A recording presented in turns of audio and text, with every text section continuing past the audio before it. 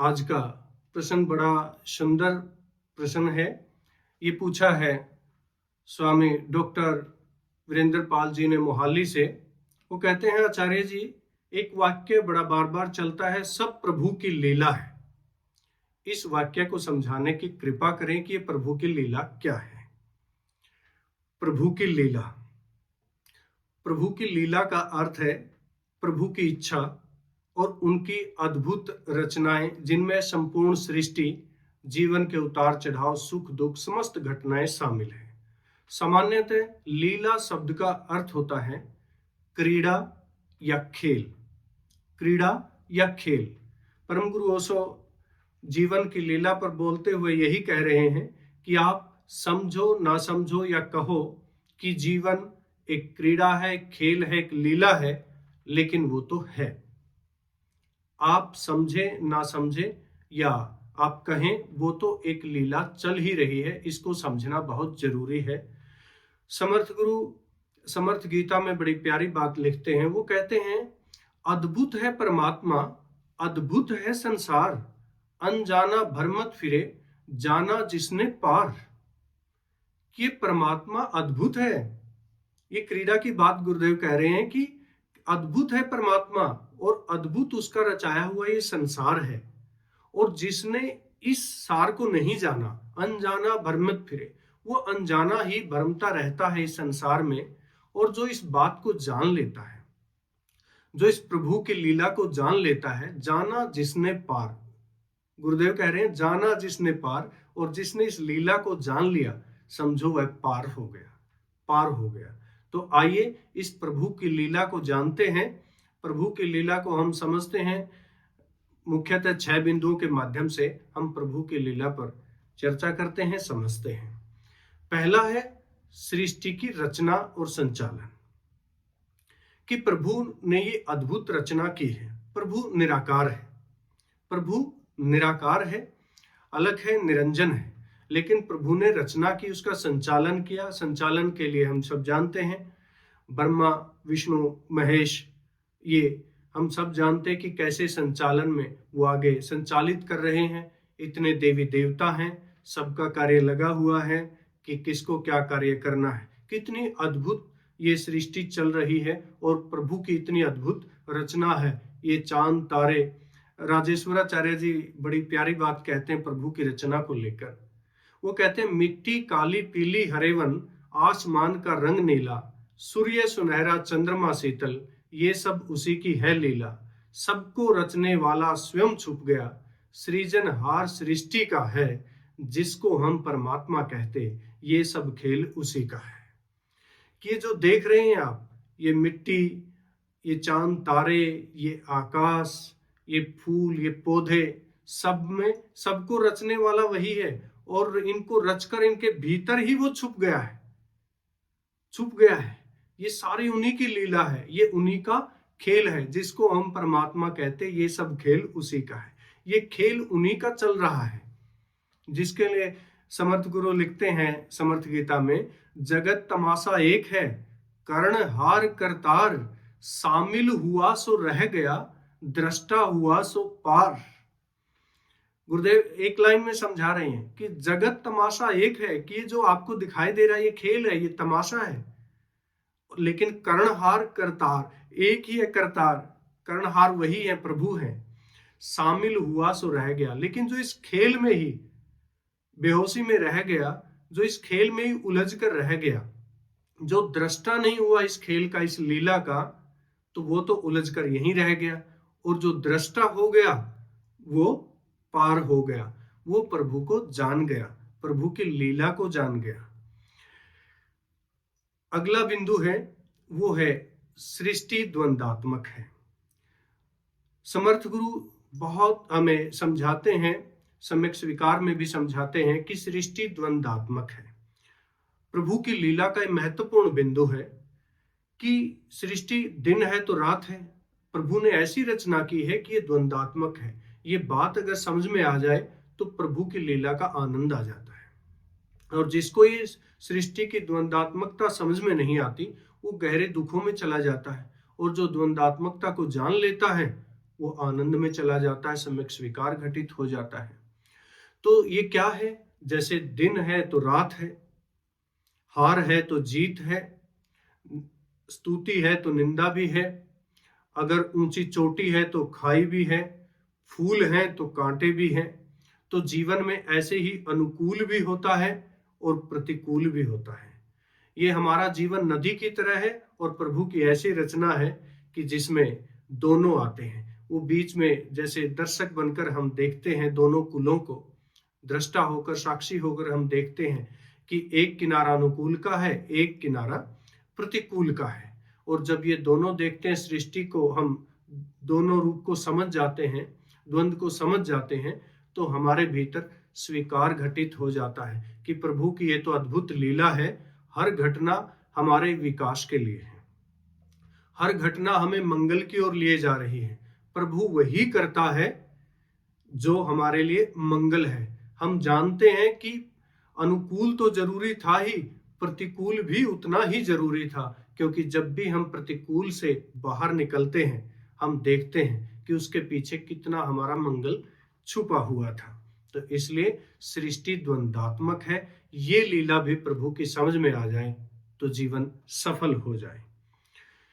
तीसरा हमारा बिंदु है, वो है जीवन एक लीला, एक नाटक और घटनाओं का जोड़ है। कि जीवन, परम गुरु ओशो जीवन को कहते थे कि एक लीला है, कि इसको कैसे जिए। विनोद भारती जी जैसे पूछते हैं कि कैसे जिए, कि कैसे एक्टिंग करें, कि जब आप एक्टिंग करते हैं तो ऐसे करें कि असल जीवन में जी रहे हैं, और जब असल जीवन में जीते हैं तो ऐसे जिए जैसे आप एक्टिंग कर रहे हो। यही तो एक लीला है। और जीवन कैसे एक जन्म से मृत्यु के बीच का जो जीवन काल है हमारा, इसमें कितने सारे हमारे जीवन में घटनाएं होती हैं, कुछ अनुकूल होती हैं, कुछ प्रतिकूल होती हैं। और जो इनको जानता है, देखता है, किसी गुरु की शरण में रहता है, तो कोई कामिल मुर्शिद के चरणों में बैठता है, तो इन घटनाओं का विश्लेषण करना भी जान जाता है कि ये सारी घटनाएं हमें मंगल की ओर लिए जा रही हैं और हमारे विकास में सहायक है। और गुरु हमें सिखाता है कि हर घटना को आप साक्षी होकर देखें। जैसे भगवान कृष्ण अर्जुन को समझा रहे हैं कि आप तो साक्षी हो जाएं, आप कौन होते हैं इनको मारने वाले। गुरु यही तो सिखाते हैं, आप कौन होते हैं करने वाले, आप अकर्ता हो जाएं। अकर्ता होना हमें सिखाते हैं, निष्काम कर्म हमें गुरु सिखाते हैं। और जो ये सीख जाता है वो जीवन को एक लीला समझता है। और जो इस बात को नहीं समझता, जीवन एक लीला को, कि प्रभु की लीला क्या है, तो वो क्या है, गहरे दुखों में चला जाता है। वो जीवन को संघर्ष समझता है। और जो गुरु की शरण में आकर जीवन को, लीला को समझ जाता है, वो इसको आनंद कहता है। वो कहता है जीवन एक आनंद है, जीवन एक लीला है, उसका हम आनंद ले रहे हैं। इसलिए गुरु का महत्व बताया गया है। अगला बिंदु है भगवान के अवतार। भगवान के नहीं, बल्कि भगवान तो निराकार है, हम कहेंगे विष्णु के अवतार। अलग अलग देवताओं के अवतार हमारे सामने आते जाते हैं। जैसे विष्णु के अवतार में हर अवतार हमें कुछ पाठ सिखाने आते हैं।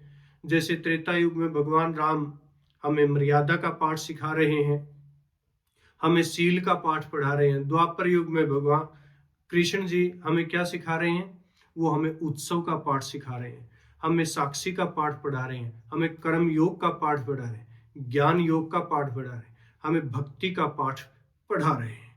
तो ये आते हैं, ये भी प्रभु की लीला का ही खेल है कि देवता भी आते हैं, अवतार लेते हैं और कुछ न कुछ हमें कोई पाठ सिखाकर जाते हैं। उनके माध्यम से, प्रभु अवतार के माध्यम से हमें कुछ सिखाना चाहते हैं।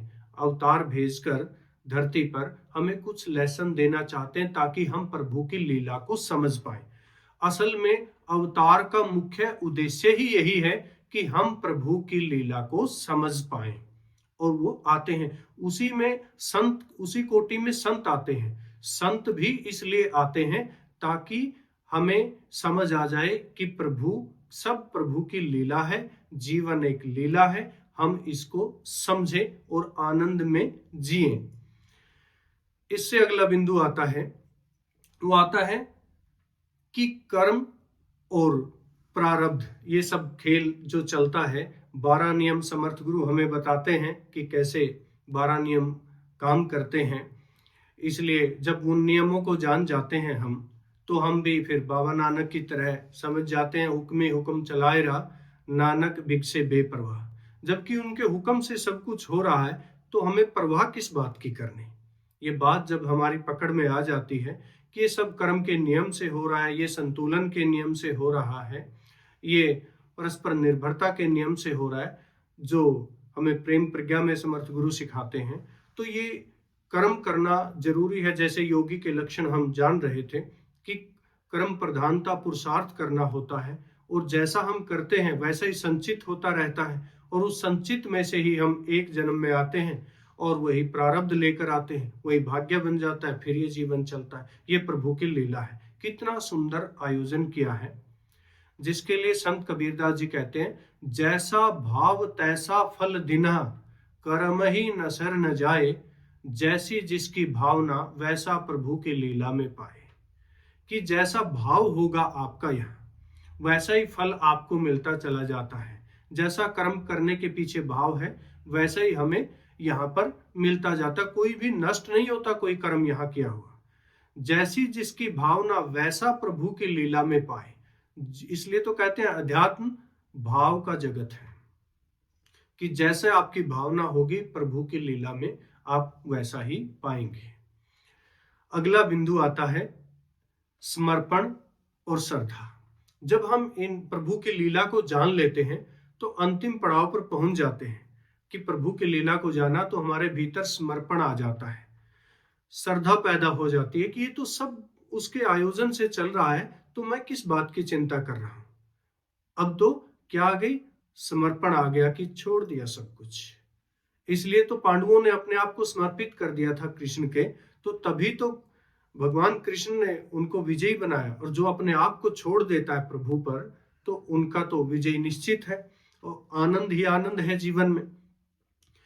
इसलिए सूरदास जी कहते हैं, प्रभु की लीला अपरंपार, गूढ़ तात न पावे, बड़ा भाग्य जो संत संग हरि लीला गुण गावे।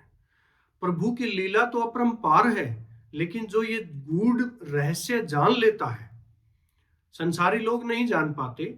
जो इस गूढ़ रहस्य को जान लेता है, कौन जानता है इसको, बड़ा भाग्य जो संत संग, जो संतों के संग गुरु के चरणों में बैठता है और इस प्रभु की लीला को जान लेता है, इस गूढ़ रहस्य को जान लेता है, उसके जीवन में समर्पण और श्रद्धा आ जाती है।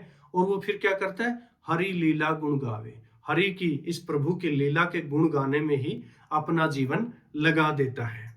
तो इसका सार क्या निकलेगा, भगवान कृष्ण कह रहे हैं कि जब ऐसा होता है, समर्पण होता है, तो हम कहते हैं जो हुआ वो भी अच्छा हुआ, जो हो रहा है वो भी अच्छा हो रहा है, जो आगे होगा वो भी अच्छा होगा। ये समझ है, ये प्रभु की लीला का स्वीकार करना है। ये समझ हमारे भीतर विकसित हो जाती है, और जो इसको स्वीकार कर लेता है, जो इसे समझ जाता है, इसके स्वीकार करने से क्या होता है, मनुष्य चिंता, भय और अहंकार से मुक्त होकर भक्ति और शांति के मार्ग पर आगे बढ़ सकता है। तो इसलिए हमने कभी एक दोहा लिखा था कि सब प्रभु की लीला है, जाने जो यह बात, चिंता शोक मिटाए के हरि गुण गा दिन रात। कि सब प्रभु की लीला है, जो ये बात जान लेता है, फिर उसके जीवन से चिंता शोक ये सब मिट जाते हैं, वो दिन रात हरि के गुण ही गाने में व्यस्त रहता है। तो ये है प्रभु की लीला।